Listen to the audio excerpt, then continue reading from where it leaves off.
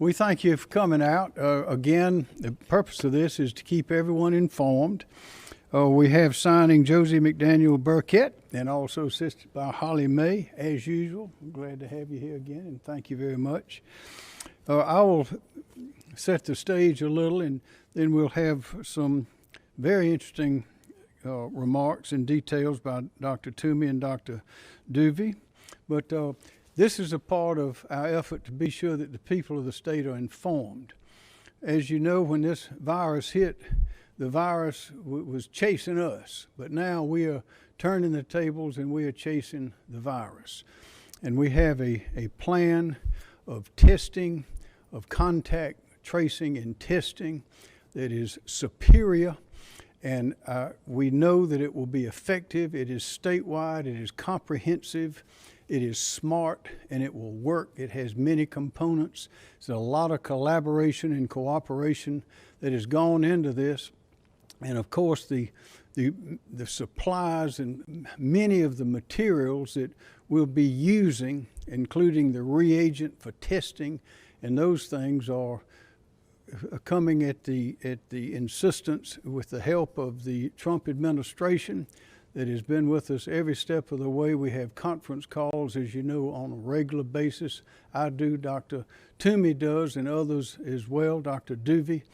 And we do not believe that we are going to run out of testing materials. We also don't think that we're going to run out of personal protective equipment. We may get short every now and then, but the supplies are being, the supply chains are being set, and the manufacturers, a number have shifted over into making these supplies, including some of them right here in South Carolina. So we're in a good position to do this. Again, contact tracing is essential at this stage. We now know what the disease looks like. We know its capacity. We know it is vigorous, it is highly contagious, and among some people, including those with underlying physical conditions as well as age, and the combination of those two makes it even more deadly, which puts a target on our nursing homes and our elderly communities and those who are in impoverished areas, including a number of our minority communities. So we're going to be testing all over South Carolina, and you'll be able to see, as you can now on the DHEC website, exactly where that testing is going on. And it costs nothing, and we will be plenty of testing, and we will start with an introduction by Dr. Toomey, Rick Toomey, who's head of DHEC, and then we'll move forward with Dr. Duvey, and then we'll answer your questions. Thank you, Governor. As part of Accelerate South Carolina and working with the Governor's Office and the leadership of the General Assembly, we are focusing on a strategy to expand the numbers of testing for South Carolinians. The first part is starting with nursing homes. The second part is to reach more people across the state, and this will be accomplished with extensive collaboration with the South Carolina Hospital Association, MUSC, PRISMA, the federally qualified healthcare centers, and many others. DHEC cannot do it alone. It is key that our strategy is a component to overall plans being developed and discussed with the Governor's Office and in collaboration with the General Assembly as they return to Columbia next week. For more specific details about the nursing home testing and the expansion, where we are going to challenge ourselves to reach a significant number of South Carolinians in both the months of May, let me turn it over to Dr. Joan Duvey.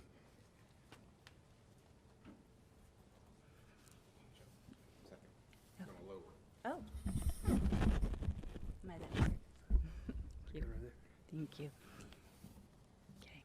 Thank you very much, Dr. Toomey, Governor. I'm happy to be here today to talk about our testing initiative at DHEC. As our nation and state continue to respond to the COVID-19 pandemic, Team South Carolina remains committed to protecting the health and safety of all South Carolinians. DHEC has developed a statewide representative testing program to gain a better understanding of infection prevalence among all South Carolinians. Testing helps us to quickly identify hotspots, to catch outbreaks before they spread, and it helps to indicate where we need to put our resources most. As of May 5th, a total of 68,766 tests have been performed in South Carolina, covering about 1.25% of our state's population. Of those tests, 6,841 have been positive, for about a 10% positivity rate. In order to begin the safe transition back to our day-to-day quality of life and vibrant economy, South Carolina will need to increase per capita testing to allow for more precise public health interventions that will help reactivate our economy. To assist in this effort, the federal government has committed to provide DHEC with enough swabs and testing supplies to test 2% of South Carolina's population during the months of May and June. Through our testing plan, our goal is to test 2% of the population, or 110,000 South Carolinians per month. Specifically, our plan focuses on 4 key testing areas: universal testing of nursing home residents and staff, expanding testing in under-resourced minority and rural communities, conducting mass testing in urban areas, and finding additional testing sites. Approximately 40,000 South Carolinians live or work in the state's 194 nursing homes. While protection measures have been put in place, including the governor's executive order on March 13th that stopped public visitation to these types of facilities, the number of infections among staff and residents in long-term care facilities continues to grow. Unfortunately, the number of fatalities among long-term care facility residents is also growing. At our congregate facilities, we also recognize the importance of increasing access to testing across our state, especially for those at greatest risk for severe illness from this disease. African American and other minority populations have been disproportionately impacted by COVID-19, with higher per capita rates of serious illness and death than in white populations. African Americans represent 27% of the state's population, yet account for 44% of confirmed cases and 46% of the fatalities in coronavirus patients statewide. Likewise, our rural counties account for 9 out of the 10 top counties for infection rates per capita. DHEC and the CDC conducted a gap analysis to identify county-level gaps in COVID-19 testing in the non-institutionalized population across our state. We will use mobile testing sites, community paramedicine, and community healthcare and retail partners to increase testing capacity in these communities. We will also partner with the governor's office, the South Carolina legislature, the South Carolina Hospital Association, local business, and others to set up mobile testing clinics. In addition, urban areas are of concern because of their size, population density, and access to social venues where people congregate. Urban centers are also centers of tourism and commerce, welcoming domestic and international visitors. DHEC will work with partners to host pop-up testing events at multiple locations each month in Charleston, Columbia, and the Greenville-Spartansburg area. We want South Carolinians to know that DHEC is doing everything we can to stop the spread of COVID-19, and a key component of that is increasing our testing capacity. We will continue to provide the public with locations of COVID-19 sampling sites, including mobile and pop-up clinics. For the latest updates on COVID-19 and for information on testing site locations, you can visit scdhec.gov/COVID-19. Thank you. Thank you, Dr. Doobie. So as we increase our testing and also will increase the tracing, the contact tracing of those people who test positive, we'll expect to see a lot more numbers of positive tests, because we're doing many times more testing than we're doing now. But this is a large effort, and we are confident that it will produce results and help us contain this virus, and will enable us to get back to work, which is we must do as quickly as possible. So this is a big step forward, and there'll be more steps. Are there any questions? Yes, sir. Joe? Dr. Duvay, why is testing 2% of the population important? Why is that a key number? I'm not sure that there's anything magical about 2%. It is about, it is almost twice as many tests as we have done since the beginning of the COVID-19 outbreak in South Carolina. So it is a significant number. It is mainly determined by the testing capacity that we will have based on the supplies that will be sent by the federal government.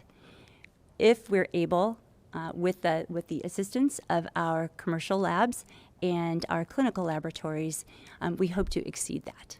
Also, there's a capacity of 11,700 tests that can be performed a day by the public lab and the private labs. We're reporting between 2,000 and 3,500 tests per day over the last week. Why aren't we at that capacity, the full capacity? What's holding us back? I think that's a really important question. I think that there are several reasons we haven't met our testing capacity. One of those reasons has been the uncertain supply of reagents and transport material. So really, if we were to have established an increased number of testing sites but couldn't deliver on the testing supplies, then we might fail to be able to do that when we have the testing supplies. People would start to wonder what's going on. I think that's one reason. I think the other reason is that the CDC guidelines for testing have now opened. They've opened wide. The door is open.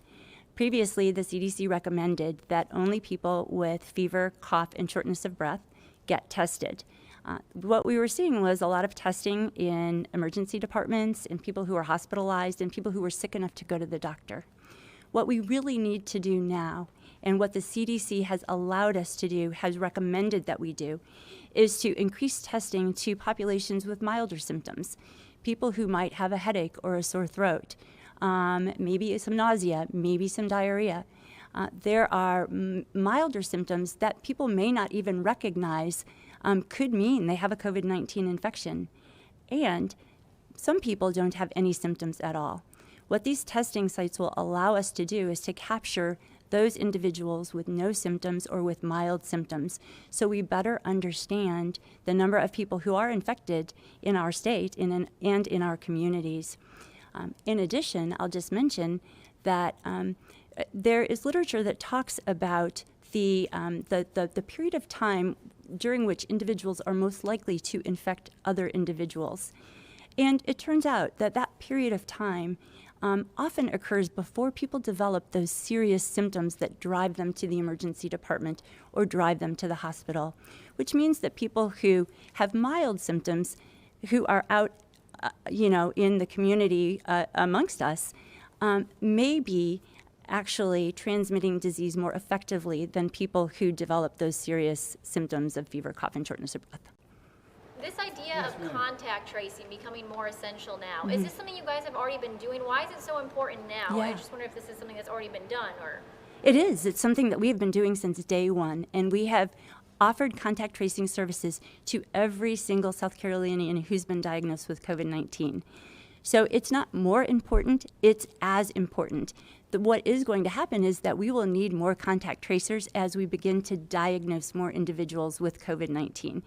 And we want to have a rapid response, knowing that people quickly become infectious with this illness. We can't wait 5 days or 7 days to start doing that contact tracing.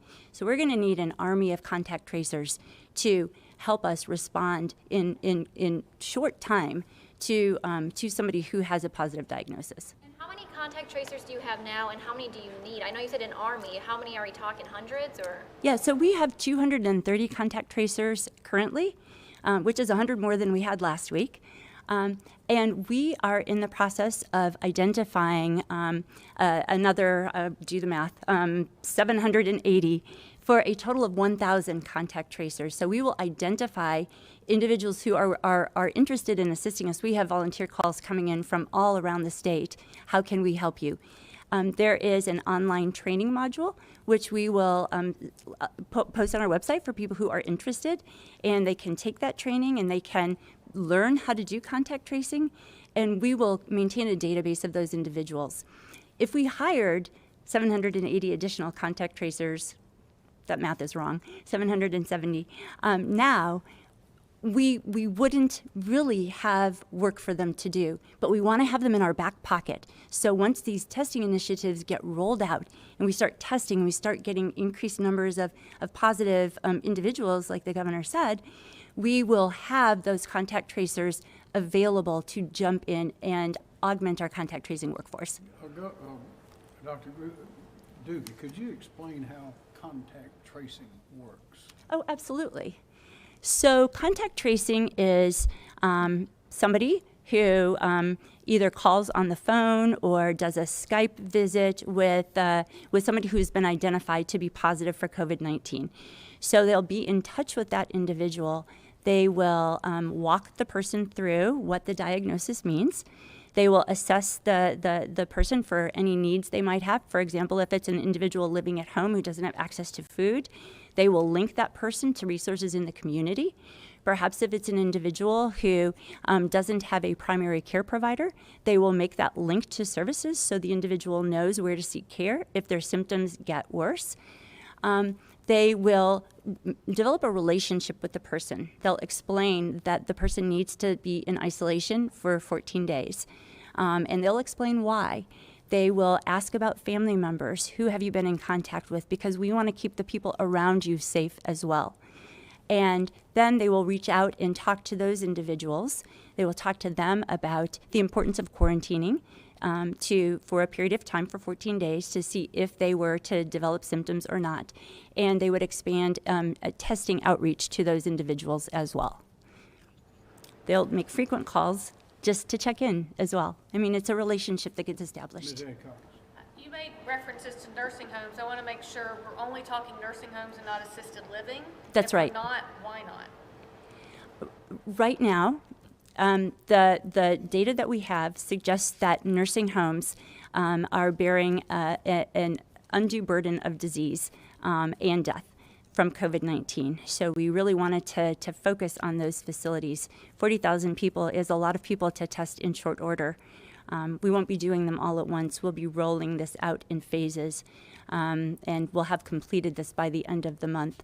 And we need to actually make sure that when the first group of nursing homes, when we're done with that testing, that our plan to assist with infection preventionists, with helping them assess PPE, with helping them understand how to cohort patients who've tested positive, and then working with the staff as well.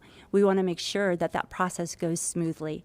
We will be planning, while this is taking place, we will be planning testing in other congregate living facilities too. So not, yeah. In the back. Yes. Speaking of nursing homes, can you break down and release the number of staff versus patients' deaths at these nursing homes? Yes, I don't have that data. I'm sorry. Is there a reason why you all can't do that yet, or? I just don't have the data available. I'm not sure if will be reported. Nick, do you have an answer for that? Yeah. We will be working to do that. Okay, so we will be working on getting that data, making that data available, but it's not available yet. Thank you. Yes, ma'am. Can you talk about rural testing and how that will work in areas where there aren't hospitals, there aren't medical areas in those rural counties? So I can speak in general, and then Nick, yeah, sorry? Or me. Oh, would you like to speak? Sure. I'm going to turn it over to Director Toomey. So we had a pilot site yesterday in Society Hill and tested it, and I think we did 463 tests, and that was again under the rubric of if you wanted to have a test, you were welcome to have a test, and it was a drive-through facility. So the question about how do we get into the rural communities is to one, partner with a lot of organizations. And we have actually, through contacts and asking for information, identified 47 sites that are scheduled in the next month across the state, and not just rural, but in some of the metropolitan areas as well. So through not only working with the FQHCs, the nursing home, the hospitals, working with churches, working with schools, we will go and we'll partner with anyone and we'll provide the supplies for the testing site to expand the number, and so it won't be at a cost to the individual. So we're looking to partner with as many organizations or help any organization that wants to have a testing site done, completed, be it 1 day, 2 days, 3 days. We're there to help them. And on our website, and we're going to link it to accelerate.sc.gov on one of their panels, that you can click in it and find out where are the testing sites, not only by county, but we'll have a list underneath by date and by location so people can be aware.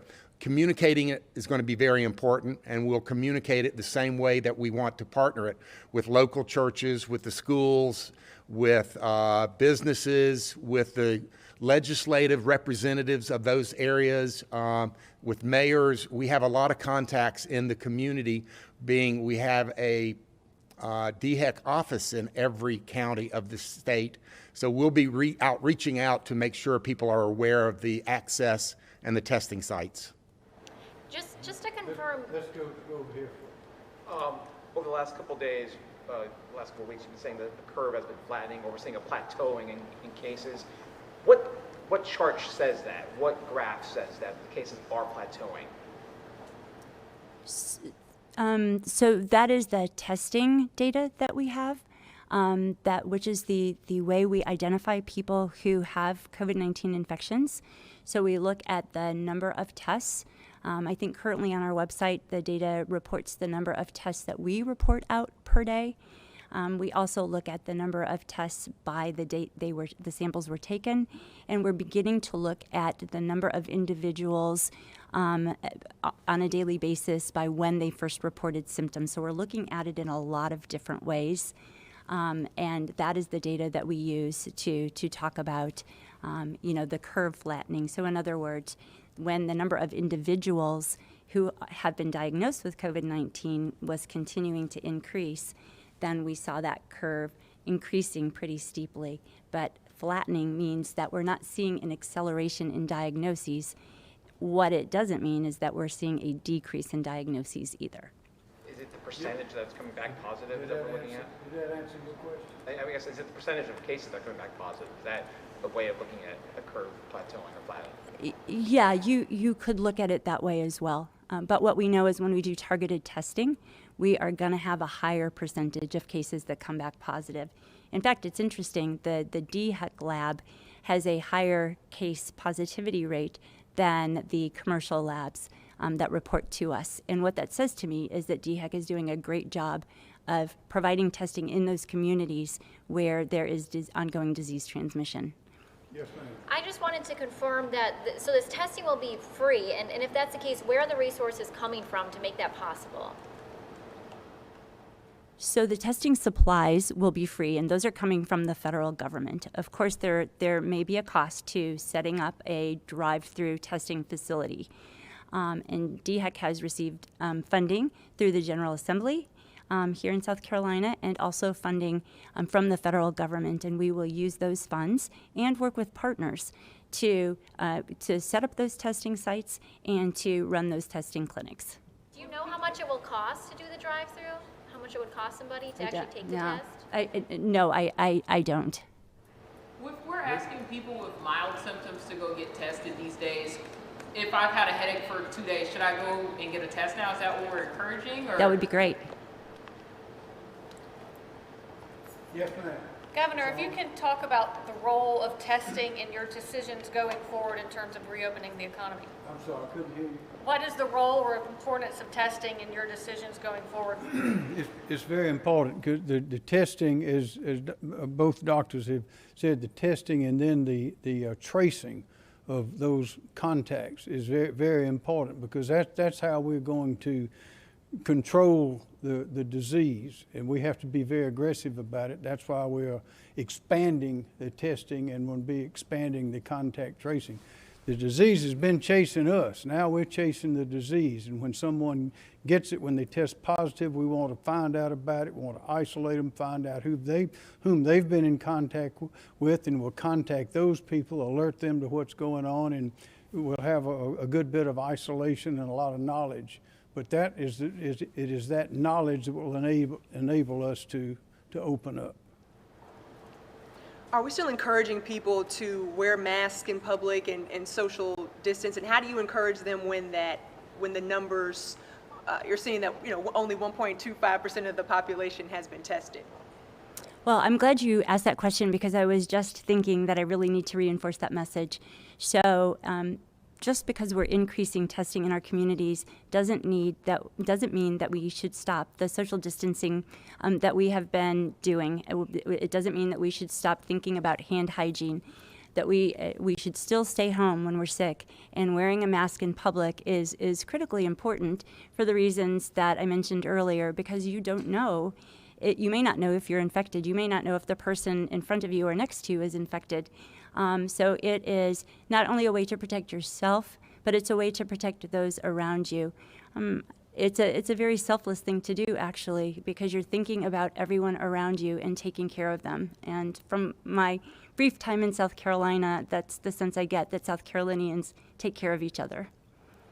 And also, just because we are removing some restrictions that we have imposed does not mean that we're not still urging people to be careful, to follow all those recommendations, the social distancing and everything else. Yes, ma'am? Yeah, a recent article has identified different strains of the virus. Is there a specific strain that's more dominant here in South Carolina? So I am not familiar with that, but I will do some reading tonight. From my understanding, I don't believe we've done the genetic testing on the virus that's circulating in South Carolina, but we are working closely with the CDC, and I know that that's something they're very interested in doing, so I'll run back and ask them as well. Thank you for that question. Governor, when do you expect to have your next wave of reopenings, and what should we expect to be included in that next wave of reopenings?